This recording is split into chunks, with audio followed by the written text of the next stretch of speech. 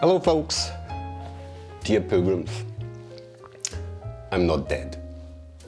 I'm back home and sorry for being late. Was a mixture of being busy, being tired and being lazy.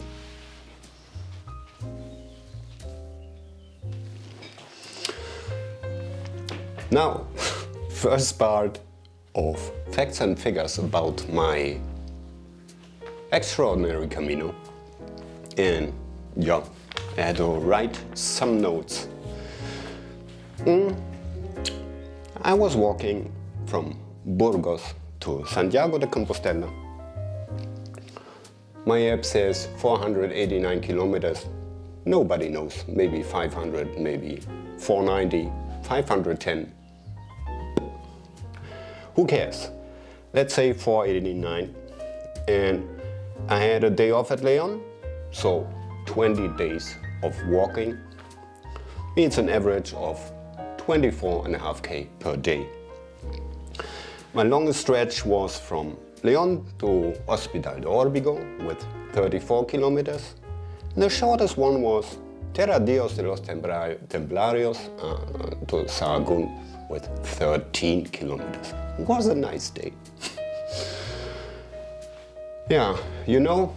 Sometimes I stayed at albergues, sometimes at hotel. I don't know, maybe 50-50, maybe a little more hotel, I don't know.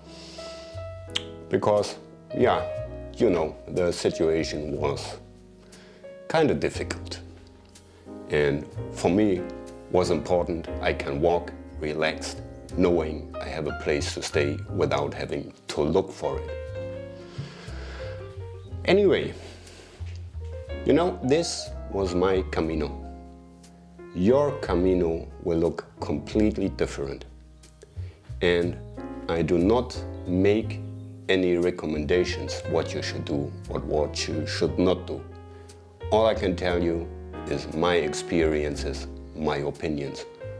What you do out of that, it's your own business. So,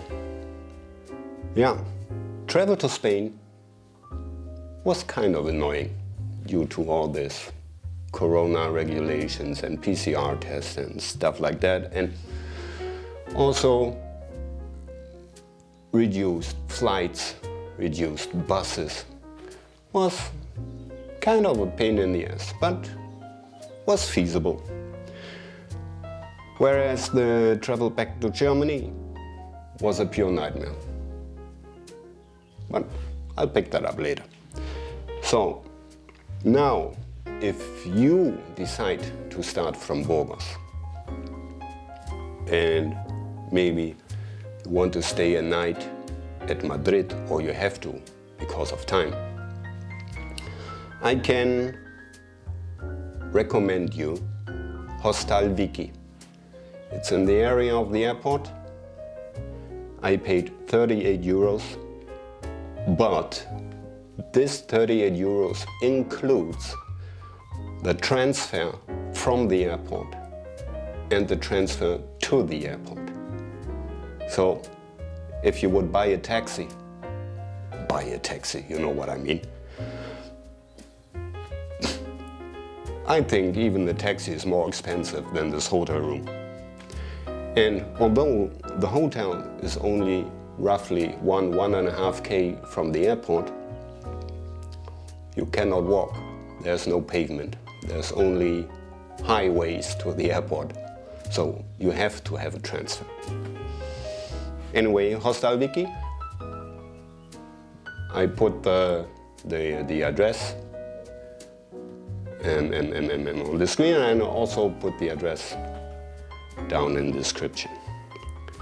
Now, Burgos, if you want to stay a night at Burgos, either if you want to start at Burgos or if you walk through Burgos and maybe you do not want to stay at an albergue for whatever reason, I can highly recommend Hostal Art Burgos. Very new, very modern, very comfy. I paid 39 euros. And what I really like is it has a complete online registration, complete online check-in, online check-out. They send you a mail with a PIN number for the electronic lock at the door, and that's it. You don't have to deal with any people saying, I don't speak any Spanish. It's not necessary. Everything online, very comfortable. Now, I don't want to brag, you know? It's not my personality to show off, but you know, I had a mission. And yeah, I wanted to film the entire Camino. And I wanted to do in both languages. First of all, because I have many friends in overseas. And second, I don't know. Anyway, and I just wanted to tell you what I have done. An interesting thing is, nobody forced me to do that. And after first 2-3 days was so stuck in my mind. I have to do this. And all my thoughts were circling around internet connection, power outlets, power banks, stuff like that. It was crazy. And you know, I forced myself to fulfill my mission. It was kind of crazy. Nobody told me to do that. It was just my own. Anyway, now, just some technical facts. I recorded in Full HD 1080p with 60 frames per second. And I rendered the movies in 1080p 30 frames per second. That has nothing to do with motion blur or stuff like that, or cinematic look. It was just the files get much smaller because I had to upload that shit, you know? And yeah, I shot 27 videos in English, 27 videos in German, consisting of 697 video clips of content, if you want to call that content, and 506 video clips, B-roll, you know, landscape and stuff. I uploaded 11 hours, 40 minutes of videos on YouTube. 185 gigabyte. Gigabyte, not gigabit, gigabyte. That's fucking lot. But on the other hand, if I would have done like most of the people do, let's say, taking all those stuff back home, edit it on my PC at home with my awesome software and stuff. 1,200 video clips. I wouldn't have done that. Never, never ever. I know myself, I'm lazy. Anyway, so if you plan to do a similar thing, even if it's not in 2 languages, you just have to be aware of what you're doing or what you want to do. Now, all of my clips have been between 10 and 15 minutes, and the editing means putting the clips together, some music, stuff like that, was about 30 minutes each. So let's say 1 hour of editing.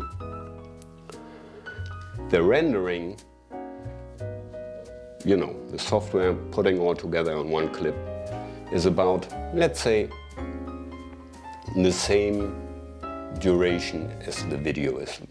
So 15 minutes clip, 15 minutes rendering. While it's rendering, I made it with my smartphone, Galaxy S10. While it's rendering, any use of the smartphone is more or less impossible. And it gets really, really hot. It's very busy and it sucks the battery life. It's incredible. The upload, once it's rendered, depending on the connection, you know, either it's Wi-Fi, which is most of the cases is very, very bad, or mobile. Takes up to 20 minutes, like in Leon, very strong Wi-Fi, or 10 hours at Reliejos, where Wi-Fi was almost non-existent, and I had to do it with my mobile connection on 3G because there was no 4G mobile net. Anyway, you have to be aware of that. And yeah, while it's uploading, massive power consumption, and it gets really, really hot. So let's say without upload, because while it's uploading, you can work or play or whatever you want, but while it's uploading, everything's fine. And the active work before to make it ready for upload, it's about 2 hours.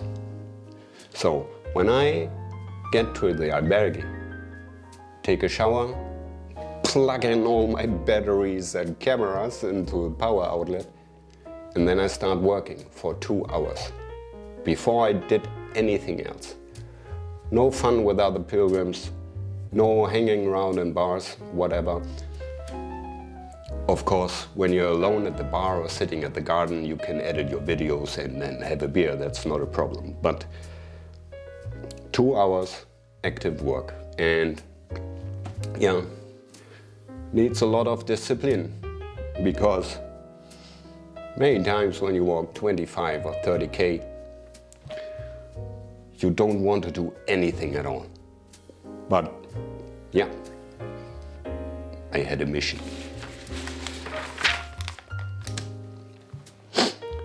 Anyway, so now what I wanted to tell you is, when you go back to your home country that is not in Spain, and you know, I needed COVID antigen quick test, and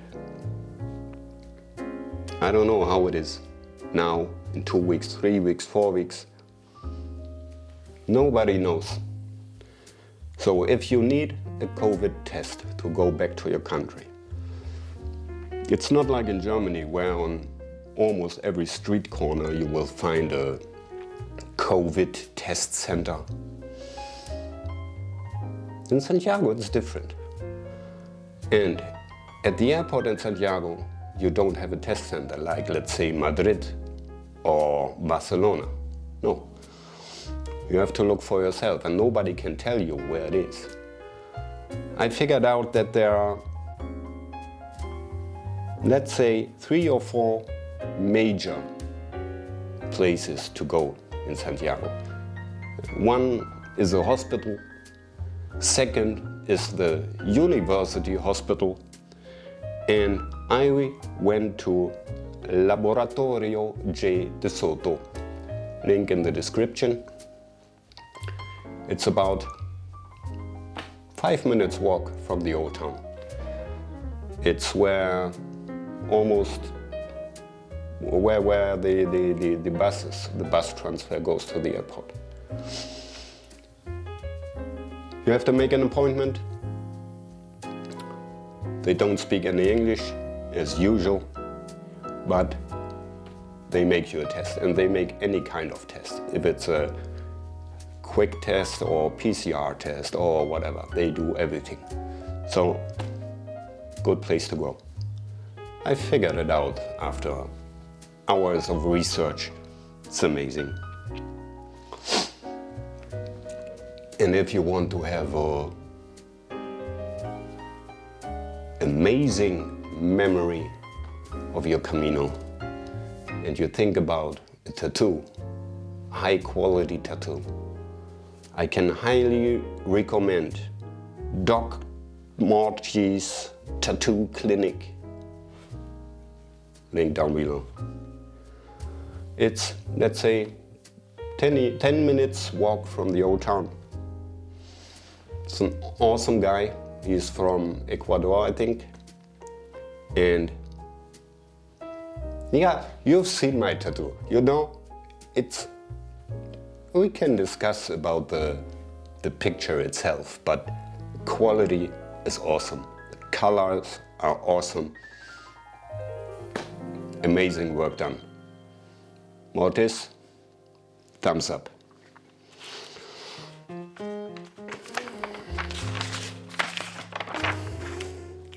So, this is Volume 1 of Facts and Figures. Next time, I don't know, maybe something about equipment, or if you want to know something particular, drop me a line in the comments. Anyway, I just want to point out again, this was my Camino, and this was a special Camino. I walked the Camino in general because I wanted to get away from all this COVID bullshit and madness at home. And for that reason, was completely awesome. And I wanted to make videos. So for those of you who say, yeah, this was not a real Camino experience, and oh, you have to go, and this was my 5th Camino. I already made 4 before. I made all the experiences that you think a real Camino has to have. So, anyway, this being said, next week, not before, because I have a job, next week, next video. See you soon, stay safe, stay healthy. Buen Camino.